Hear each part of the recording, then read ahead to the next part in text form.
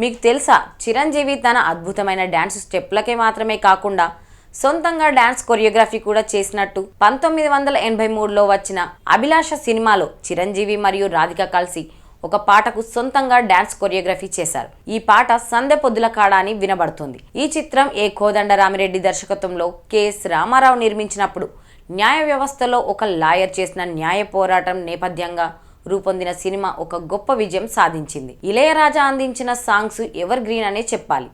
సందె పొద్దుల కాడ ఇప్పటికీ సినిమా ప్రేక్షకులందరికీ హృదయ స్పర్శగా నిలుస్తోంది. రాధిక కూడా ఒక అవార్డు ఫంక్షన్లో తెలిపారు, ఈ పాటకి ప్రత్యేకమైన కొరియోగ్రాఫర్ ఉండలేదు.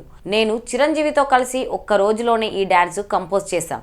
చిరంజీవి తన సొంత గ్రేస్ మరియు ప్రత్యేకమైన స్టెప్పులతో టాలీవుడ్కు బ్రేక్ డ్యాన్స్ను పరిచయం చేసిన హీరోగా పేరొందారు.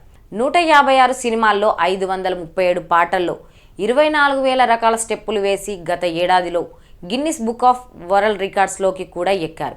ఇప్పుడు 69 ఏళ్ల వయసులోనూ ఆయన అదే తాజా గ్రేస్తో ప్రేక్షకులను మాయ చేసే డ్యాన్స్ చేస్తూ ఉన్నారు.